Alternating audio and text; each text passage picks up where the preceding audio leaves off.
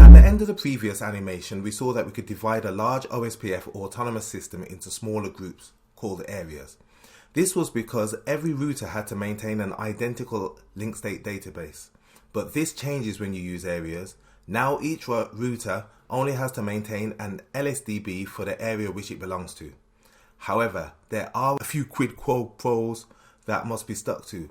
Firstly, to ensure correct routing knowledge and connectivity, all other OSP areas must connect to area 0, which is called the backbone area. There are 4 types of OSPF router. The backbone router. It has at least one interface in the backbone area, which is area 0. An internal router has all of its interfaces in a single area. An area border router, or an ABR. A router with an interface in the backbone area and another interface in a non-backbone area. This is responsible for connecting OSPF areas to the backbone. And an autonomous system border router, an ASBR. This is a router that connects to an external autonomous system and injects routing information from outside the OSPF autonomous system. What I'm going to try and do, I'm going to try and cover the LSA types and the areas in one part because they're kind of intertwined. So this is the topology that we're going to be working with. Let's start off with the backbone area. The backbone area is the core of the OSPF network, and every area must be connected to the backbone area, which is area 0. If you're enjoying the content, please consider subscribing, as 86% of viewers aren't currently subscribed. Each router within an OSPF AS will communicate using LSAs to describe the router's local routing topology to other OSPF routers. However, there are a few different router types, so multiple LSAs are needed. The first one is the Type 1 router LSA. This is generated by every internal router, and these router LSAs describe the interfaces and neighbors of the router to all other OSPF routers and are only flooded in a single area. Then we have the Network Type 2 LSA. This describes all the routers that are connected to the multi-access network, the prefix and the mask. These LSAs are only sent by the DR, the designated router, to other OSPF routers, and again they're only flooded in a single area. Then you have a connection to another area using the ABR.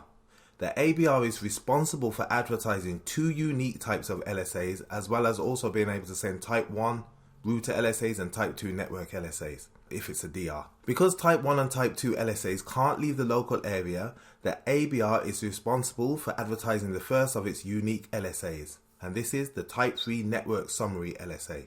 These describe prefixes learned from router and network LSAs to other OSPF areas. Because summary LSAs are re-injected into different areas, the LSA type never changes. As summary LSAs are re-injected into different areas, the Type 3 LSA never changes, but the cost and advertising router details do change.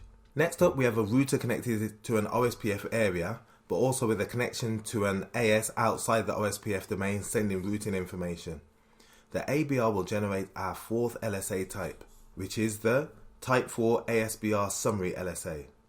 The ABR attached to the area in which the ASBR is located sends details on how to locate the ASBR to other OSPF areas.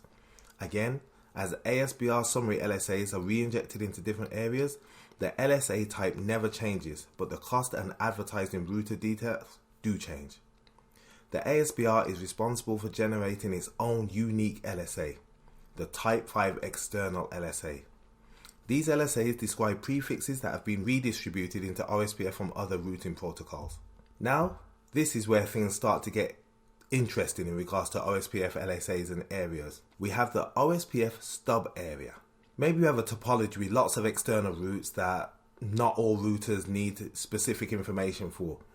The ABR doesn't send Type 4 or Type 5 LSAs into a stub area, but only sends a Type 3 summary LSA and then a default route for the routers to access the external prefixes. Or maybe you only want a default route sent in that area and not even the summary LSA. Then we can configure a totally stubby area. This area is the same as a stub area with the addition that they do not receive Type 3 LSAs. The ABR injects a default route. An ASBR cannot be attached to either a stub area or a totally stubby area. And finally, we have the not so stubby area, also known as an NSSA. It's similar to a stub area but with the addition of an ASBR. The ASBR will send prefixes redistributed from other routing protocols into this area, but these will be Type 7 NSSA external LSAs, and the ABR will translate them to Type 5 and advertise them to other areas. The ABR will still not allow Type 4 or Type 5 LSAs from another ASBR to enter into an NSSA stub area. In this video, we're going to be looking at OSPF areas and also LSA types. So let's have a look at the diagram that we'll be using. And this is the diagram. Now, we don't actually need to use all of these routers. So what I think I will do, I will use R9, which will be our external router outside of the OSPF domain. R1 will be our ASBR. Then we'll run over to R3, which will be our ABR, linking area 0.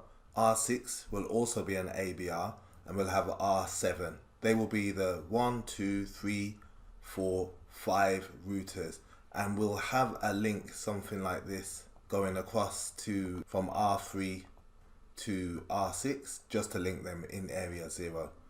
So I have already got those routers open. Now what I've done the interface addressing, and I've added which routers I need into which areas, but I haven't done much more than that.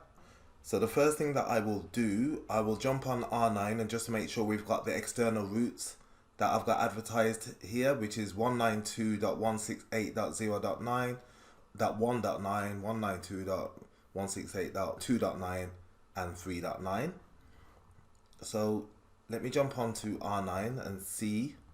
Yeah, so we have those. I also have a default route going from R9 to R1 just for reachability. I don't think there's anything more that I'm going to need for R9, so I probably won't open up R9 again.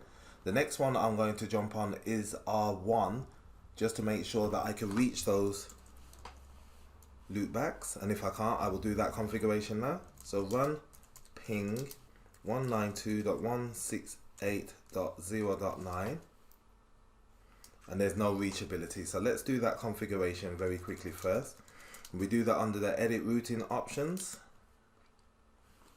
Set static route to get to 192.168.0.9/32 with a next hop of 10.1.19.9. And the way that I've done the IP addressing, just very quickly, is the third octet is whatever the routers are. So between 1 and 9 it's 19, between 1 and 3 it's 13, between 3 and 6 it will be 36, and between 6 and 7 it will be 67.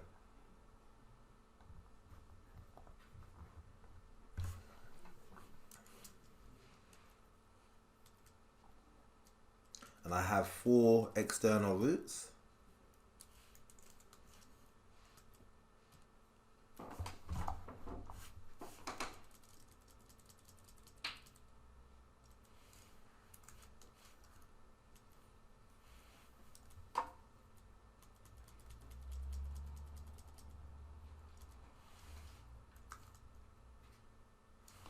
Now let's just commit that and see if I've got reachability. 192.168.0.9. Yeah, we've got reachability now. Okay, so we can move on with the rest of the configuration. And the first thing that we want to check is our neighborships. So run show OSPF neighbor on R1, and I have an adjacency with R3. And let's have a look at the database as well. Run show OSPF database, and in the database we see 3 kinds of routes. Now anything with a star on it means that it's been originated by this local router. So I can see that I've advertised the 1.1.1 route, which is my loopback, and the 10.1.13.1 link. Also I am receiving from an ABR these summary routes. So we see the first 3 of the LSAs. We see the router LSA, the network LSA, and also the summary LSA. Now, the network LSA has been advertised by ourselves So that means that we're actually the designated router. Now, I'm sure because our RID must be lower than the RID of R3, if I was to clear those processes, this would change. So let's try that actually. Run clear OSPF neighbor. And let's see what happens when it comes up. And we're also going to clear the database as well. Run clear OSPF database. And the only reason I'm saying that is because we know that the router with the highest RID or the highest priority should become the designated router. Let's run that again. So run show OSPF database. And exactly as I said, now the star is no longer next to this network LSA, and the network LSA is generated by the designated router. So after clearing the processes, the only route that the local router is advertising is the 1.1.1.1, and it means now that R3 is the designated router, which is what I would expect. Okay, we're seeing the first three of the LSAs, as I said here, the router, the network, and the summary LSAs, but we need to try and get the other 4 LSAs. Now, if I run over to on our diagram here, so if I go into R6, R3 should be advertising a type 4 LSA to get to the ASBR. Oh, this actually will not be an ASBR until I redistribute those routes into area 1. Let's jump on R6 just to explain what I'm saying. So on R6, run show OSPF database, and we just see the 1, 2, 3 LSAs. Now we should see the type 4 LSA coming from R3 once I've advertised those routes into area 1, and that will be giving us the location of the ASBR. Let me jump back onto R1, and to do any kind of policy, it will have to be under the policy options.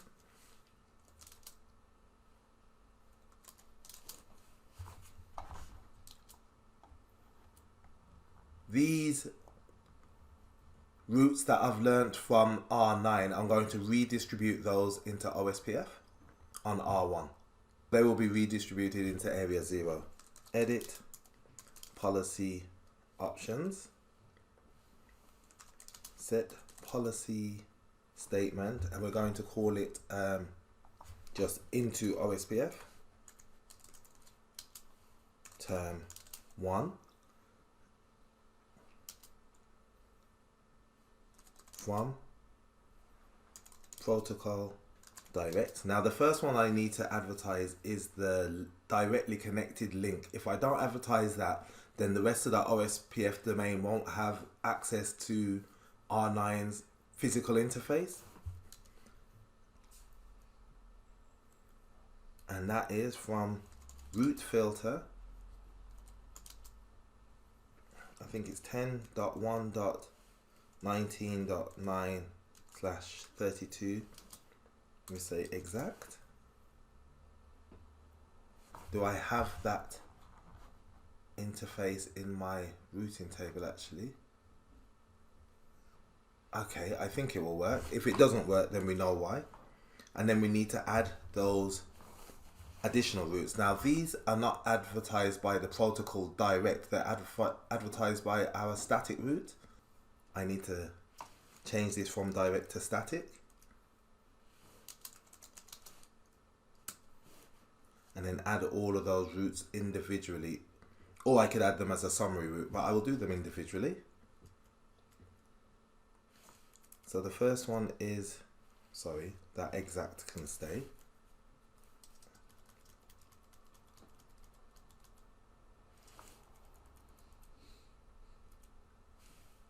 One 192.168.0.9. Sorry, that's too many 9s there.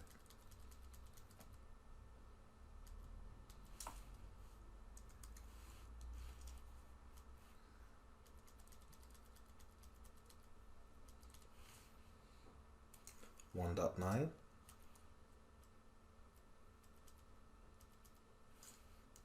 2.9.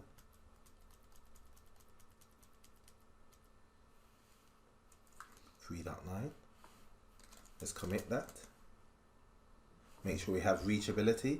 And actually R6 should be able to ping that. Run ping 192.168.0.9, which it cannot. Right, and let's see why that is. Oh, because I haven't actually advertised it yet. So let's complete I was getting a bit excited there. Alright, so from term 1, then we need to say then accept, and then we need to apply that into OSPF.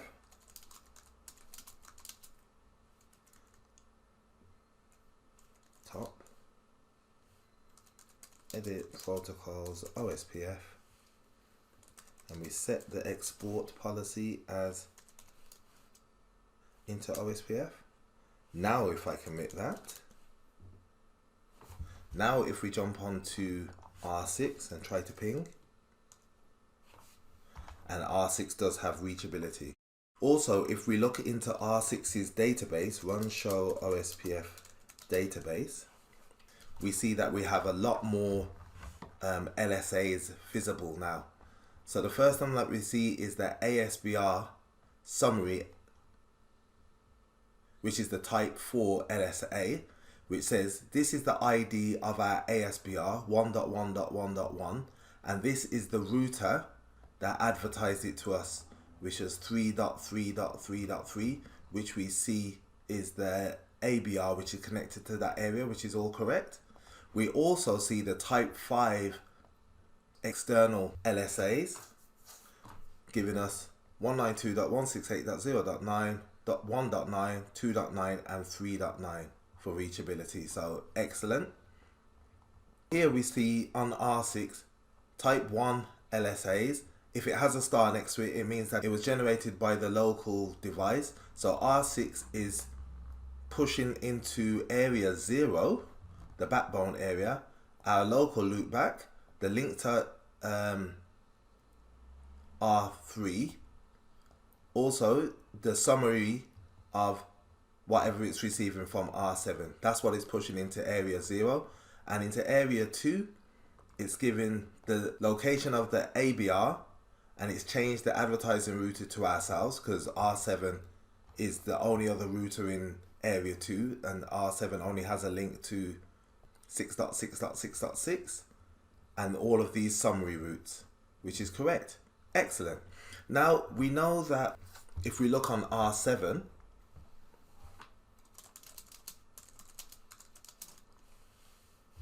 R7 has all of these routes, and if we didn't want to do that, we can actually minimize the amount of information that is sent into that area by making area 2 into a stub area.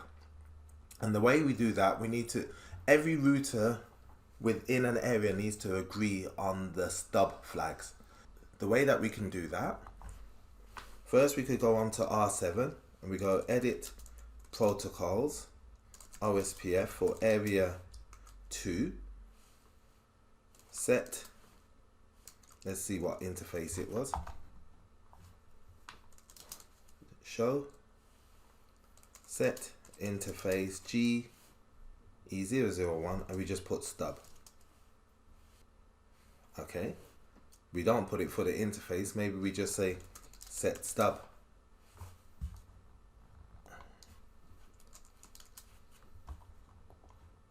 Come on. Okay, let's set stub, commit. Now the neighborship might actually go down here, yeah, and the reason why is because we've set R7 as a stub area, but R6 is still a normal area.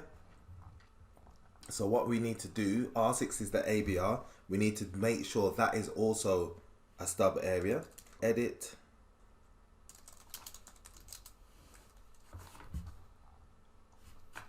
set that as a stub, commit. And what we'll find is that R7 still does not have reachability to those. And this is because even though, let's make sure that the neighborship is up, run show OSPF neighbor, which it is, it doesn't have a default route sent into the area by default. So what we need to also do on R6, which is the ABR, we need the ABR to actually send a default route into area 2 for reachability to the external routes. To do that, we say set default stub, default maybe, default metric, and let's give it a metric of say 50. And this means that a default route will be injected into area 2, which is now a stub area, to provide reachability to the external routes. But the specific external routes and also the ASBR summary LSA will not be entered into area 2, because we know that stub areas deny type 4, which is the ASBR summary, and type 5, which is what we see here as the external LSAs from entering into it. Let's commit that. Now let's have a look at our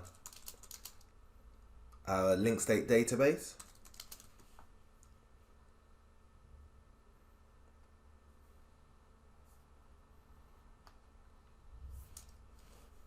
Okay, let's clear the link state database. Run clear OSPF database. And the only reason I'm clearing it is I'm not expecting to see any of these external LSAs here. So let's clear it. Let's run the OSPF database again. And they've all gone. So we see type 1, which are router LSAs. Type 2, network LSA. It's also telling us that the local device here, which is R7, is the DR for this link, which is fair enough. And all of our summary LSAs, and also a default route. So now we should be able to run ping 192.168.0.9, and we have reachability. That's excellent. That's working exactly as we expected. But sometimes we don't even want these summary LSAs, because to be honest with you, there's no need for them. Yeah, we have a summary route that gives us reachability to everything, and to do that we need to make our area a totally stubby area. Now we don't need to change any configuration on R7, but if we jump onto R6, we do a show, and we see where it says stub default metric. If we say set no summaries, whoa, that's not what I'm looking for. So set stub no summaries. This will make the area a totally stubby area. And when I press commit on this, what I'm expecting to see is all of these summary routes disappear, and we just be left with this one default route, which will still give us reachability to all of the external networks. Yeah, let's commit that. Jump back onto, let's clear our database first. So run clear, actually, I don't even think I need to clear the database. Run show OSPF database, exactly as we want it. So it really reduces the size of the link state database. We have our router LSA, which is generated by the local router, and network LSA, which proves to us that we are the DR. The star means that it's, again, I'm just reiterating the point here. The star means that this LSA has been generated by the local router, and we have a single summary LSA, which is a default route. It's not actually classified as a type 3 LSA, because type 3 LSAs are not allowed into a stub area. So a stub area, a totally stubby area, denies type 3, type 4 and type 5 LSAs, but it does allow a single summary LSA, which is classified as a default route. Brilliant. We're cooking on gas there. The last type of area that we're looking for, we also know that stub areas do not allow type 3, type 4, type 5. But in our case, if we wanted to reduce the size of the routing table in area 1, even though it's got an ASBR, we can make this a NSSA area, which is what we're going to try to do now. So if we jump onto R1,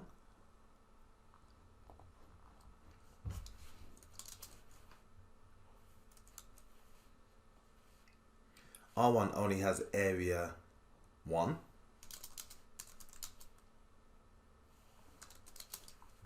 So what will be denied here?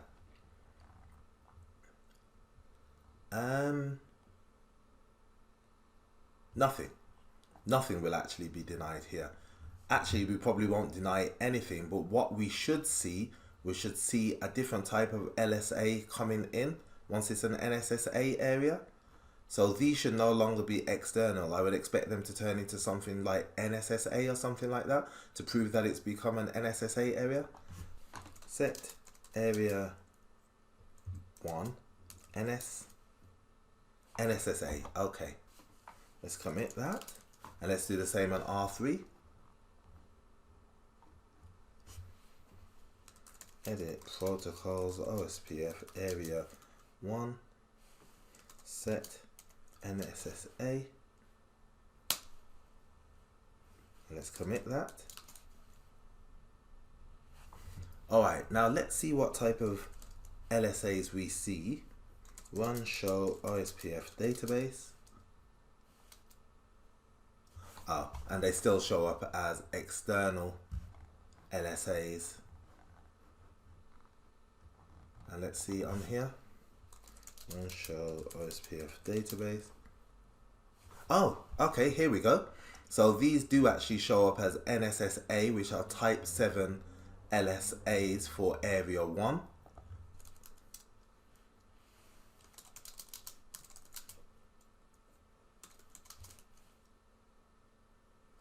Brilliant. And let's just check again on R3. Brilliant. This is what I'm looking to see. So we see on R3 now that for area 1 we see the type 1 LSAs, the type 2 DR, the summary LSAs, and also our NSSA, which is our not so stubby area routes. But when we jump onto R6, R6 should not see any of these NSSA routes. It will just see the external routes, and we see that these have been duplicated twice. So let's just clear this area here. Run clear OSPF database.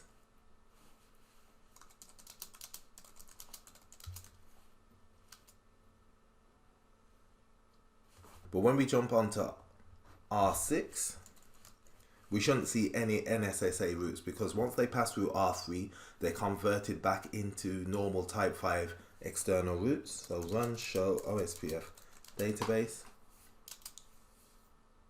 which they are. And the normal ones will time out eventually, where we see they've got an aging time of 865.